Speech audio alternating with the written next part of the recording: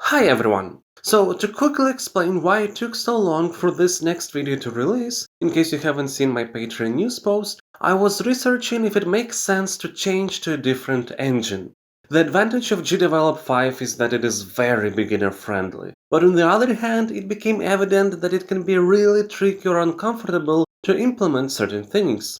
That said, in the end, it was a choice between what is comfortable for me personally or what is best for my goal of being able to provide a learning environment for newcomers. And the latter eventually won. It is really important for me that this game can be used as a learning tool. For example, you can see here how I can categorize the events in boxes, clearly explaining what they're responsible for, and my patrons who have access to the source files can check how things work even if they have absolutely no game development experience. Sometimes it might not be the most efficient way to do things, but it is still clear regardless. So for example, if we see the latest edition, it is pretty simple to see the cause and effect going on.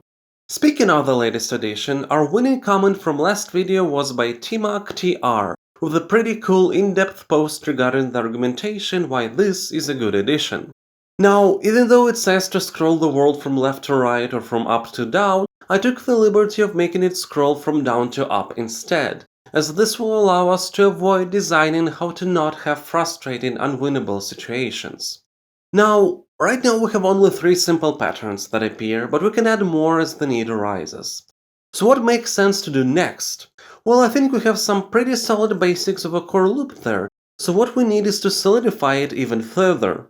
We can think about what Francois mentioned in one of the comments, to not think of black tiles as enemies, and maybe there are some helpers, bonus, or even a goal. What we can also think about is the fantasy. Who are we, what are we doing, what world we're inhabiting, what is this place where everything falls down, and that might help us to decide what is the ultimate goal of our core loop. As well as start transforming our images from cubes into some pixel art graphics. Or whatever do you think is best? As always, write up your comments, vote for your favorite ones, and $5 patrons, don't forget, the thread for September requests is still up. You have a chance to ask for one thing per month that will get into the game without any voting. Thank you everyone for watching, and a special thanks to my patrons. Make sure to like, subscribe and share the video. Until next time!